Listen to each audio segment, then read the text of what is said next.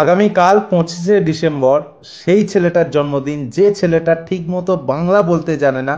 বাংলা বলতে গেলে যে ছেলেটাকে হাজারবার তোতলাতে হয়। তো দেবদা আমার সামনে দিয়ে চলে যাচ্ছিলেন, আমি বললাম, পাশ দিয়ে যখন যাচ্ছি আমি বললাম, দেবদা আমি তোমার বিশাল বড় ফ্যান, মানে আমি তোমার সব সিনেমা দেখি, মানে বিশাল বড় ফ্যান আমি তোমার। দেবদার সামনে দিয়ে পাশ হয়ে গেছিলেন, যেই ওই কথাটা বললাম, যে সেই সময় বললাম, দেবদা আমি তোমার সাথে একটা ছবি তুলতে চাই, এগিয়ে গিয়েছেন অলরেডি দেবদা, পিছন ফিরে বললেন আসছি আসছি ওকে।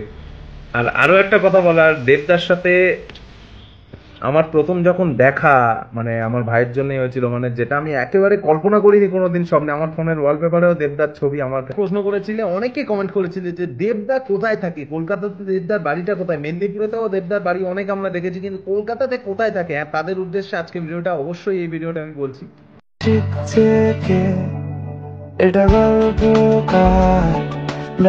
আগামীকাল 25শে ডিসেম্বর সেই ছেলেটার জন্মদিন যে ছেলেটা ঠিকমতো বাংলা বলতে জানে না। বাংলা বলতে গেলে যে ছেলেটাকে হাজারবার তোতলাতে হয়।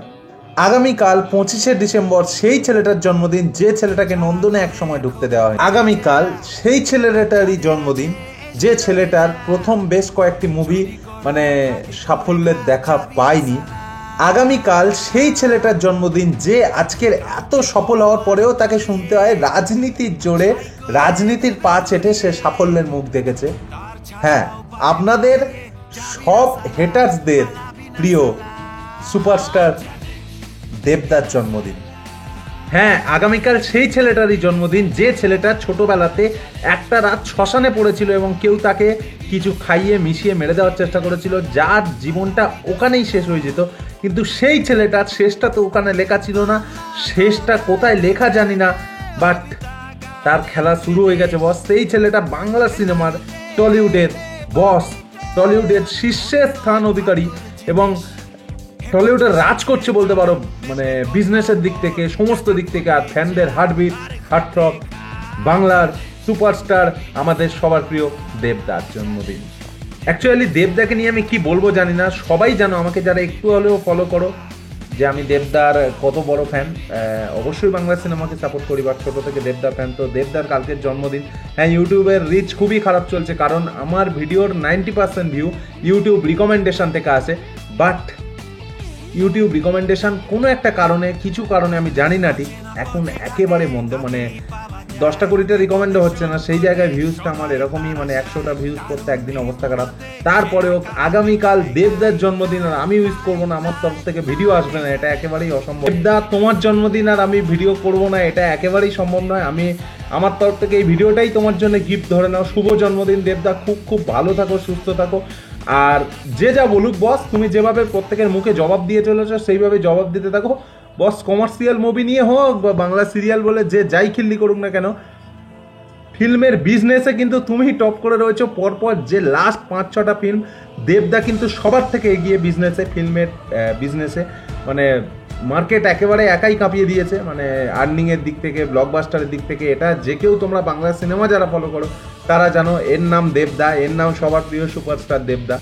আর হ্যাঁ, যারা যারা বলছো বস, মানে কমার্শিয়াল মুভি কবে আসবে, কমার্শিয়াল কিং ফিরবে বস, কিং ফিরবে, মানে সব কিছুর জন্য টাকাটা তো আগে। সো নিজেকে একটু গুছিয়ে নিচ্ছেন হয়তো দেবদা, মানে যে মুভিগুলো করলে সাফল্য পাচ্ছেন সেই মুভিগুলো করে নিজেকে কিছুটা গুছিয়ে নিচ্ছেন। যখন আসবে কিন্তু ধামাকা আসবে, ঠিক মিঠুন চক্রবর্তীর মতো তুফান বছরে একবার আসে, যখন আসে সবাই ফাঁসে। হ্যাঁ, যে ছেলেটা আমার তোমার মতো সাধারণ কিছু মানুষদের, সাধারণ ছেলেদের মতো, মধ্যবিত্ত ছেলেদের মতো স্বপ্ন দেখতো বাবা মাকে কলকাতার বুকে একটা ঘর কিনে দেবো, একটা ঘরে থাকবো, কলকাতার বুকে আমার একটা মাথায় ছাদ হবে। দেবদারই একটা ইন্টারভিউতে শোনা, দেবদার বাবা বলেছিল যে শহরের বুকে গিয়ে কি গাড়ি চড়ছিস, কি করছিস সেটা কেউ দেখবে না, কিন্তু কলকাতার মতো শহরের বুকে মাথার একটা ছাদ থাকাটা খুব জরুরি, যেটা সব এনে রাখবে। সেই ছেলেটা আজকের সাউথ সিটি মল, মানে সাউথ সিটি মলের মতো এক্সপেন্সিভ একটা সাউথ সিটি কমপ্লেক্সের মতো জায়গায় থাকে।